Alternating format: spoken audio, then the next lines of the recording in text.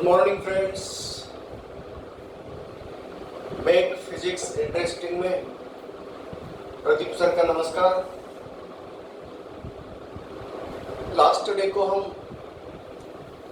Effect of dielectric on the condenser और capacity of the condenser ये पढ़ाया था। अब लास्ट डे को हम डाइलेक्ट्रिक के अंदर किस तरह पोलराइजेशन बनता है, पोलराइजेशन ऑफ डाइलेक्ट्रिक किस तरह बनता है, ये हमने स्टडी किया था। तो उसका असर capacity of the parallel plate condenser के ऊपर किस तरह से हो सकता है, उसका भी स्टडी किया था। तो पोलराइजेशन के डाइलेक्ट्रिक के दो तरीके हैं, दो टाइप के डाइलेक्ट्रिक्स होते हैं। चाहे क्यों ना वह इंसुलेटर है, मगर दो टाइप के डाइलेक्ट्रिक्स है। उसका एक प्रकार हमने लास्ट डे को पढ़ाया। डाइलेक्ट्रिक्स में है पोलर डाइलेक्ट्रिक्स, जिनके अंदर gravity of nucleons, nuclei and gravity of electrons अलग अलग जगह पे कॉन्सेंट्रेट होती है। उस टाइप के डाइलेक्ट्रिक को हमने पोलर डाइलेक्ट्रिक कहा। आज हम इस तरह का डाइलेक्ट्रिक पढ़ाने वाले हैं कि वो नॉन पोलर है। चाहे एग्जांपल में बताता हूँ, N2 है, H2 है, O2 है। डायएटॉमिक मॉलिक्यूल्स से बना हुआ ये डाइलेक्ट्रिक है, जिनके अंदर centre of gravity of nuclei and centre of gravity of electrons एक ही पॉइंट पे कॉन्सेंट्रेट होते हैं, ताकि कोई डाइपोल नहीं बनाते हैं। इसीलिए उसका नाम नॉन पोलर डाइलेक्ट्रिक कहा गया बच्चों। अब जैसे कि polar dielectric and non polar dielectric के बारे में जानकारी पा रहे हैं हम। तो नॉन पोलर में H2 है, जैसा कि O2 है, डायटॉमिक मॉलिक्यूल से बना हुआ डाइलेक्ट्रिक होता है। तो अब चलिए उसमें कैसे इफेक्ट होता है इलेक्ट्रिक फील्ड का। लास्ट डे को हमने पोलर डाइलेक्ट्रिक के ऊपर कैसा असर होता है, किस तरह वह मटेरियल पोलराइज्ड होता है इन अब्सेंस ऑफ इलेक्ट्रिक फील्ड। उसके अंदर कोई रिजल्टेंट डाइपोल मोमेंट नहीं बनता, मगर in presence of electric field उस मटेरियल के अंदर electric dipole, resultant dipole moment आता है। क्यों आता है? क्योंकि पोलर डाइलेक्ट्रिक के ऊपर इलेक्ट्रिक फील्ड का असर इस तरह होता है कि उनके ऊपर टॉर्क एक्ट होता है। सबके सब dipoles, each and every molecule of that material will act as the electric dipole, and because of external electric field, the torque is acting on all the dipoles, so that all the dipoles will align in the direction of electric field, and hence that material acquire the resultant dipole moment. तो जैसे ही वह electric field के अंदर आया, तब उसके अंदर electric dipole moment बन गया। चलो बच्चों, आज हम किस तरह डाइपोल मोमेंट बनता है नॉन पोलर डाइलेक्ट्रिक के बारे में। चलिए देखो बच्चों, आज हम बता रहे हैं non polar dielectric and effect of dielectric. तो नॉन पोलर डाइलेक्ट्रिक कौन होता है? नॉन पोलर डाइलेक्ट्रिक, जैसे मैं H2 बोला, O2 बोला, N2 बोला, ये नॉन पोलर डाइलेक्ट्रिक्स। उनमें कैसे, जिस तरह न्यूक्लियॉन यानी कि न्यूक्लियाइज उस एटम के, उस मॉलिक्यूल के अंदर जितने भी न्यूक्लियाइज है, वो सब न्यूक्लियाई का कॉन्सेंट्रेशन एक जगह पे हुआ। उसी पॉइंट पे सभी इलेक्ट्रॉन का कॉन्सेंट्रेटेड होता है, ताकि जहां नेगेटिव चार्ज है वहां पॉजिटिव चार्ज बन रहा है, दोनों का पॉइंट ऑफ कॉन्सेंट्रेशन एक है, तो नेट चार्ज कितना आया, 0 आया। इसीलिए हम बोलते हैं वह पोलर नहीं तो नॉन पोलर बन गया। तो अब बताओ बच्चों, अगर ये नॉन पोलर है तो इलेक्ट्रिक फील्ड का असर क्यों होता है, ये भी थोड़ा सा सोचने का ये है, पॉइंट है। हम पोलर के बारे में बोल चुके हैं कि रिजल्टेंट टॉर्क एक्ट बन, सभी के सभी डायपोल के ऊपर टॉर्क लगने से रिजल्टेंट डायपोल मोमेंट बनता है, सब के सब इलेक्ट्रिक फील्ड के डायरेक्शन में अलाइन हो जाते हैं, ये चर्चा हमने की थी। अब यह नॉन पोलर की बात चल रही है, कैसे असर होता है, वहां टॉर्क की वजह से वो रोटेट हुए थे। अब यहाँ क्या होता है देखिए, अगर हम ये नॉन पोलर डाइलेक्ट्रिक का मटेरियल ले लिया तो उसके अंदर ये सिचुएशन बन गई है, यह है सब मॉलिक्यूल की सिचुएशन, जहां पे इलेक्ट्रिक प्लस और माइनस दोनों चार्ज का कॉन्सेंट्रेशन एक ही पी है। बोले तो इलेक्ट्रॉन का कॉन्सेंट्रेशन और न्यूक्लियन का कॉन्सेंट्रेशन, न्यूक्लियाई का कॉन्सेंट्रेशन एक ही जगह पे है, इसीलिए कोई नेट चार्ज मॉलिक्यूल के ऊपर नहीं है, यहाँ पे कोई डाइपोल मोमेंट नहीं है। तो भी किस तरह से असर करता है ये इलेक्ट्रिक फील्ड, देखिए जैसे ही हम इलेक्ट्रिक फील्ड उसके ऊपर अप्लाई कर दिए ना, तो इस तरह सा एक्शन होता है। बच्चों, अगर इलेक्ट्रिक फील्ड इस दिशा में अप्लाई कर दिया हमने,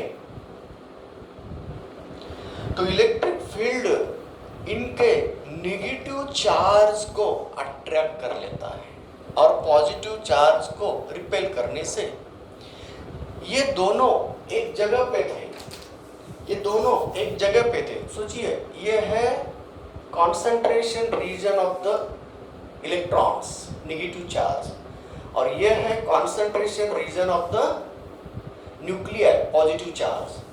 दोनों एक जगह पे थे।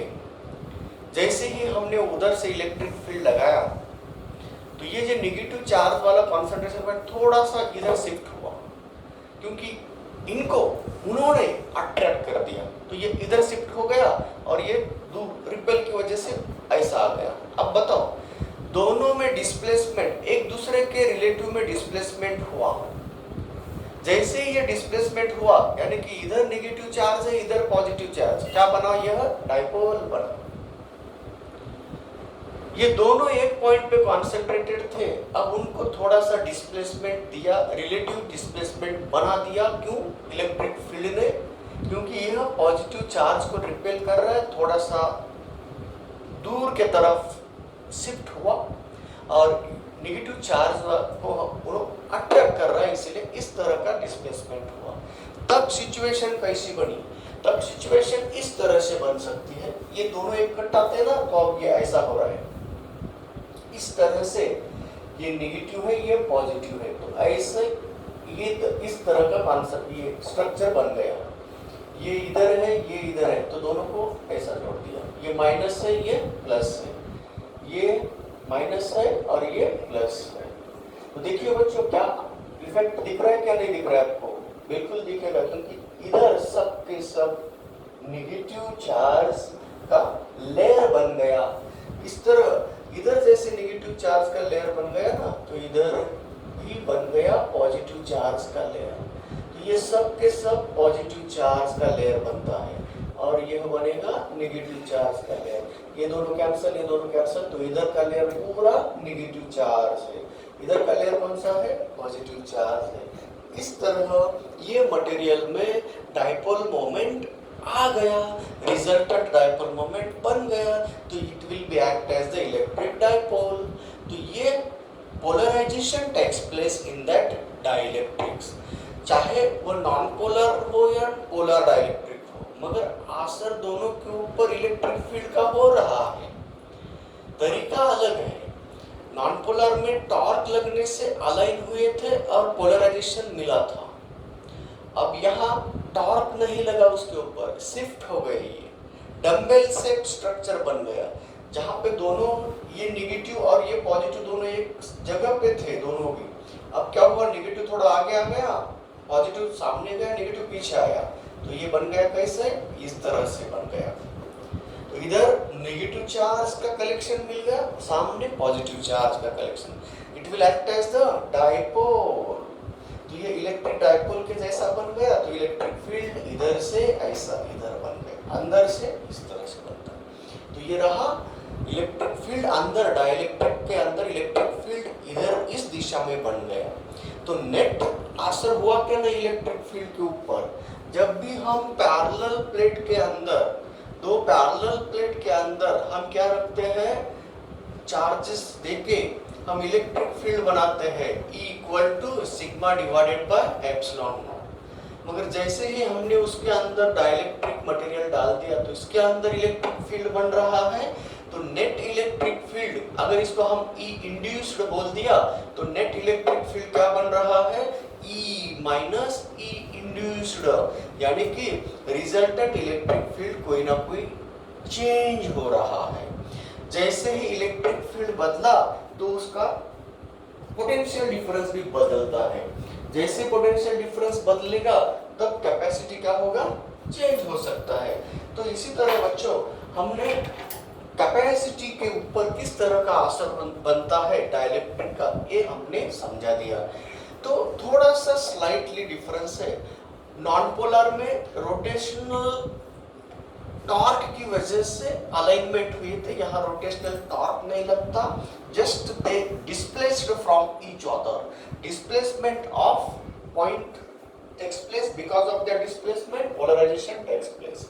तो इस तरह बच्चों क्या होता है डाइलेक्ट्रिक, डाइलेक्ट्रिक एक इंसुलेटिंग मटेरियल है, उसके अंदर पोलराइजेशन होता है इलेक्ट्रिक फील्ड की वजह से, और उसका असर जैसे ही हमने डाइलेक्ट्रिक को डाल दिया तो पोलराइजेशन बन गया। पोलराइजेशन की वजह से इलेक्ट्रिक फील्ड थोड़ा सा कम हुआ, उसका असर पोटेंशियल डिफरेंस भी हुआ, कैपेसिटी के ऊपर भी असर हुआ, कैपेसिटी बढ़ गई। तो डाइलेक्ट्रिक डाल दिया तो कैपेसिटी क्यों बढ़ रही है, देखिए इलेक्ट्रिक फील्ड कम हुआ, इलेक्ट्रिक फील्ड कम हुआ बोले तो पोटेंशियल कम हुआ, क्योंकि V equal to E into distance होता है ना, और जैसे ही पोटेंशियल कम होता है ना तो चार्ज अपॉन V, तो क्या हो गया, कैपेसिटी बढ़ गई। इसी तरह कैपेसिटी अगर ज्यादा से ज्यादा चाहिए तो हम दोनों प्लेट के अंदर, पैरेलल प्लेट कैपेसिटर के दोनों प्लेट के अंदर क्या डालेंगे, डाइलेक्ट्रिक मटेरियल डालते हैं, क्योंकि उस डाइलेक्ट्रिक मटेरियल से कैपेसिटी क्या होती है, इंक्रीज होती है। तो कैसे इफेक्ट होता है उस डाइलेक्ट्रिक का, और डाइलेक्ट्रिक दो तरीके के होते हैं, नॉन पोलर और पोलर। पोलर में कैसे होता है और नॉन पोलर में कैसे पोलराइज्ड हो सकता है, ये हमने बता दिया। अब चलिए बच्चों अगला कंसेप्ट ये है कि कंडेंसर के कैपेसिटी के ऊपर परिणाम करने वाले तीन ये थे पॉइंट थे, कौन से, देखिए A epsilon not K divided by D। तो एरिया बढ़ा, डिस्टेंस कम कर दिया, पेपर प्लेट कंडेंसर बना दिया। डाइलेक्ट्रिक का असर कैसे होता है ये हमने अभी अभी समझा दिया। अब हमारा कर्तव्य बनता है कि कैपेसिटर की फर्दर स्टडी क्या होती है। तो कैपेसिटर की फर्दर स्टडी होती है कि कॉम्बिनेशन ऑफ कंडेंसर्स किस तरह का होता है। पैरेलल प्लेट कंडेंसर को अगर हमने सीरीज में जोड़ दिया तो किस तरह से चार्ज डिस्ट्रीब्यूशन होते हैं और उसका इफेक्टिव कैपेसिटेंस कैसे बनता है, और पैरेलल में बना दिया तो किस तरह से कैपेसिटी उसके ऊपर असर करती है और किस तरह का पैरेलल कॉम्बिनेशन का इफेक्टिव कैपेसिटेंस मिलता है। तो इसीलिए अब हमें फर्दर स्टडी करना है कैपेसिटर के बारे में, तो हमें क्या करना होगा कि कैपेसिटी के कॉम्बिनेशन के बारे में स्टडी करना होगा। क्यों, हम अलग अलग मेथड से हम कंडेंसर्स बना सकते हैं, मल्टीपल प्लेट्स डाल के हम कंडेंसर के कैपेसिटीज के ऊपर असर बना सकते हैं, नई वैल्यू का कंडेंसर हम बना सकते हैं। आपको पता है वेरिएबल कंडेंसर बनाने के लिए हमने प्लेट इंसर्ट किए थे एक दूसरे के अंदर ताकि उसका कंडेंसर कैपेसिटी बदल सकते हैं। तो इसीलिए अब उस तरह अल्टरनेट प्लेट का कंडेंसर बनाना है, अलग अलग डाइलेक्ट्रिक का मिक्सचर अंदर डाल के हम कंडेंसर बनाने हैं। तो इसको समझाने के लिए, उसको इफेक्टिव वैल्यू निकालने के लिए हमें किसकी जरूरत होती है, series and parallel combination of condenser समझने की। तो जैसे ही हमने कंडेंसर के कॉम्बिनेशन के बारे में जानकारी ली तो हम उसको अप्लाई कर सकते हैं। इन शॉर्ट बताता हूं आपको, कॉम्बिनेशन ऑफ कंडेंसर्स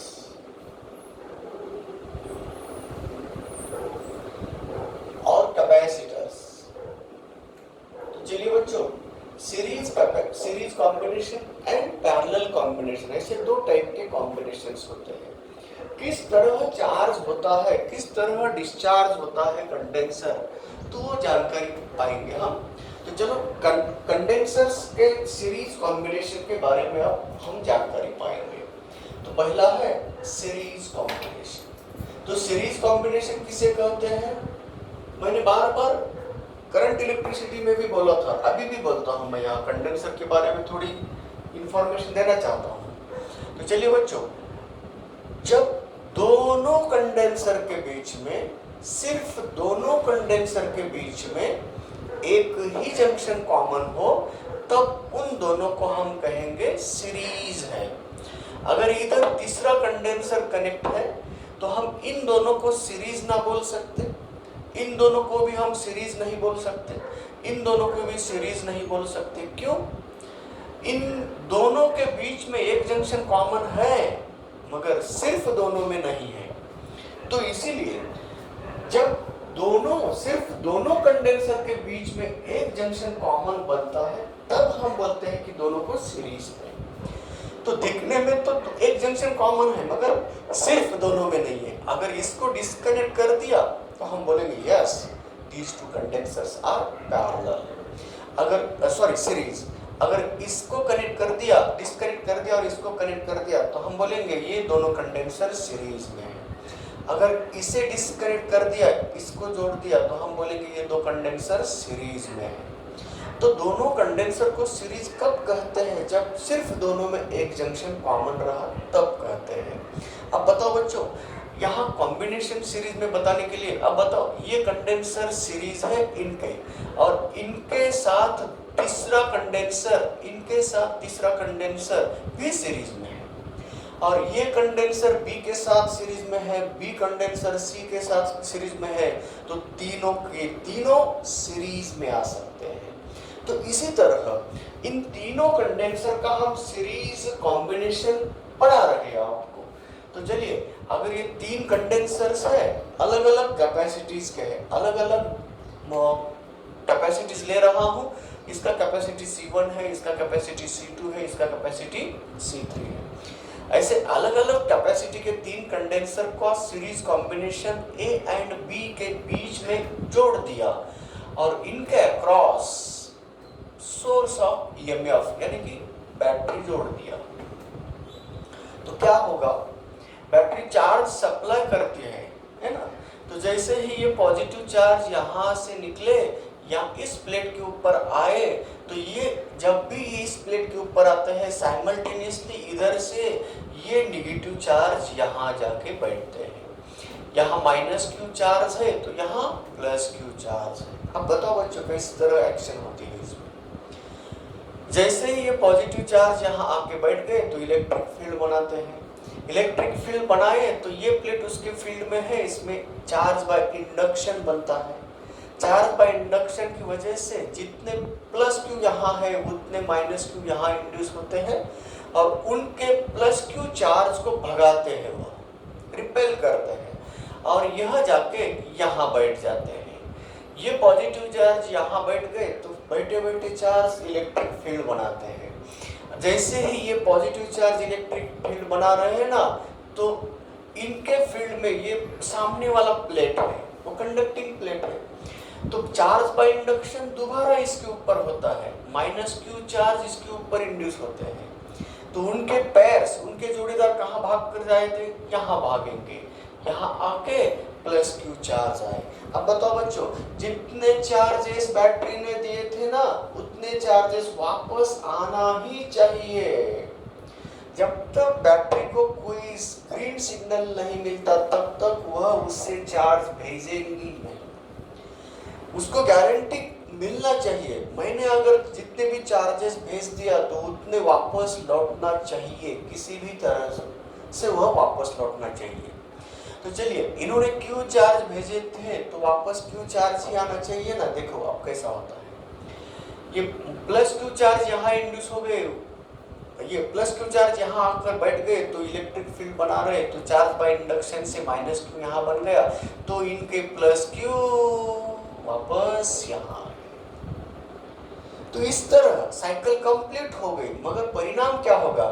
सेल को जितने चार्जेस दिए थे सेल ने उतने चार्ज वापस पाई है सेल ने, मगर कंडेंसर का बेहाल बन गया। वहां कंडेंसर के अंदर क्या परिणाम हो गया देखो बच्चों, एनर्जी दिया था उस चार्ज को, उस एनर्जी, इसमें कुछ एनर्जी स्टोर हो गई, उसमें कुछ एनर्जी इलेक्ट्रिक एनर्जी स्टोर हो गई, इसमें कुछ एनर्जी स्टोर हो गई, और लास्टली चार्ज मुंह सफेद करके आ गए क्योंकि उसके पास कोई एनर्जी वापस आने तक नहीं। फिर वहां चार्ज बनते हो उस, फिर वह केमिकल रिएक्शन से फिर दोबारा चार्ज लेके भागेंगे। मगर अब यहाँ जैसे ये सैचुरेशन स्टेट में है, कंडेंसर फुल चार्ज हुए, तीनों के तीनों फुल चार्ज हुए, फर्दर फ्लो नहीं होता है क्योंकि ये डीसी को अपोज करेगा बाद में। जब तक ये कंडेंसर फुल चार्ज नहीं होगा तब तक चार्ज एक्सेप्ट करता है या देता है, मगर जैसे ही ये सैचुरेटेड स्टेट में आ गया, फुल्ली चार्ज हो गया, there is no further transfer of charge, there is no further exchange of charge, there is no further charging and discharging of that condenser। चलिए बच्चों, जैसे ही ये फुल चार्ज हुआ, क्यू चार्ज बैठ गए, ये भी क्यू चार्ज से फुल चार्ज हुआ, ये भी क्यू चार्ज से फुल चार्ज हुआ, मगर इनकी कैपेसिटी अलग अलग होने से हम उनके अक्रॉस के पोटेंशियल डिफरेंस अलग अलग मिलता है। तो सीरीज में चार्ज इक्वल आए हैं, मगर कैपेसिटीज अलग होने से उसके अक्रॉस का पोटेंशियल डिफरेंस अलग मिलता है। तो इनके अक्रॉस का पोटेंशियल डिफरेंस कितना चाहिए तो हम निकाल सकते हैं। चार्ज कितने हैं, Q चार्जेस है, कैपेसिटी कितने हैं, C1 है, तो इनके अक्रॉस का पोटेंशियल डिफरेंस होता है V1 equal to Q divided by C1। Okay, similarly capacitance C2 के ऊपर चार्जेस Q ही है, तो उसका पोटेंशियल डिफरेंस बनता है उसके अक्रॉस का, चार्ज Q है अपॉन कैपेसिटी उसकी C2 है। जिस तरह potential drop across C1, potential drop across C2, उसी तरह पोटेंशियल ड्रॉप अक्रॉस C3 बनेगा, V3 equal to Q divided by C3 आया। यहाँ तीन कंडेंसर लिए थे, इसीलिए उन तीनों के अक्रॉस का पोटेंशियल ड्रॉप हमने बता दिया। अब बताओ, ये जो पोटेंशियल डिफरेंस है, ये जो पोटेंशियल डिफरेंस है, ये जो पोटेंशियल डिफरेंस है, ये सब तीनों किसका रिजल्टेंट है, सेल का है। तो बैटरी ने दिए हुए ये पोटेंशियल डिफरेंस का ये परिणाम है, ताकि हम बाय एडिशन लॉ हम कैसे लिख सकते, by the addition law total potential difference equal to addition of these individual potential differences. तो चलिए, total potential difference V equal to V1 plus V2 plus V3। अब सबके वैल्यू रखो तो क्या बन गया, यह Q divided by C1 plus Q divided by C2 plus Q divided by C3। Common निकालिए Q और इधर लेके आए, Q equal to 1 upon C1 plus 1 upon C2 plus 1 upon C3। चलिए बच्चों, Q by V by Q कौन होता है, V बाय Q। अब देखो ना, कैपेसिटी को हमने Q अपॉन V बोला है, तो V अपॉन Q क्या बनेगा, रेसिप्रोकल ऑफ कैपेसिटेंस। तो ये किसका कैपेसिटेंस है, तो ये कौन है, PD, किसके अक्रॉस है, पूरे सर्किट के अक्रॉस है, इस सीरीज कॉम्बिनेशन के अक्रॉस है, और ये चार्जेस पूरे सर्किट को दिए हुए चार्जेस है, Q चार्जेस। बैटरी ने सेट किए हुए चार्ज Q है, मगर ये अलग अलग कैपेसिटी के ऊपर बैठे हुए हैं, तो इसीलिए टोटल चार्ज, टोटल पोटेंशियल मिला तो इफेक्टिव कैपेसिटेंस यहाँ लिखते हैं हम। तो but since V is the resultant potential difference, बोले तो total potential difference Q is the total charge provided to that circuit, therefore it gives reciprocal of effective capacitance C effective। तो 1 upon C effective equal to 1 upon C1 plus 1 upon C2 plus 1 upon C3। बच्चों, इसी तरह हमने effective capacitance of the series combination के बारे में जानकारी पाई है। तो ये रहा सीरीज कॉम्बिनेशन ऑफ कंडेंसर के बारे में। अब इसके ऊपर बहुत सारे रिमार्क बनाने वाले हैं हम, ताकि उसके ऊपर अलग अलग व्यू से कोई प्रॉब्लम बनाने वाला देख सकता है और प्रॉब्लम बना सकता है। ये हम खुद बनाएंगे। तो जिस तरह देखने वाला, प्रॉब्लम बनाने वाला, एग्जाम में पूछने वाला जिस तरह प्रॉब्लम बना रहा है, वही टेक्निक हम यहाँ पढ़ा रहे हैं आपको, वही टेक्निक आपको समझा रहे हैं हम। तो वो सोचेगा कैसे? चलिए बच्चों, अब सोच बना रहे हैं हम। अगर हमने 3 कंडेंसर को सीरीज में जोड़ दिया तो इफेक्टिव कैपेसिटेंस कितना आया था? 1/C effective equal to 1/C1 plus 1/C2 plus 1/C3। अगर आपके सामने एक प्रॉब्लम क्रिएट कर रहा हूं, मेरे पास 2 ही कंडेंसर्स हैं, एक C1 कैपेसिटी का है और दूसरा C2 कैपेसिटी का है, और दोनों को हमने सीरीज में जोड़ दिया। तो दोनों को अगर सीरीज में जोड़ दिया तो क्या होगा? तो इफेक्टिव कैपेसिटेंस कितनी आएगी? तो इसमें रखकर कैलकुलेशन करने में थोड़ा सा वक्त जाएगा, तो इसीलिए टाइम बर्बाद ना करना है हमें। तो directly C effective equal to क्या लिखेंगे? ऊपर प्रोडक्ट, नीचे एडिशन लिख देना, C1 C2 divided by C1 plus C2। अगर आपके सामने 2 कंडेंसर्स हैं, 3 और 6, 3 फैराड और ये 6 फैराड, माइक्रोफैराड, मिलीफैराड, कुछ भी हो सकता है कैपेसिटेंस का यूनिट।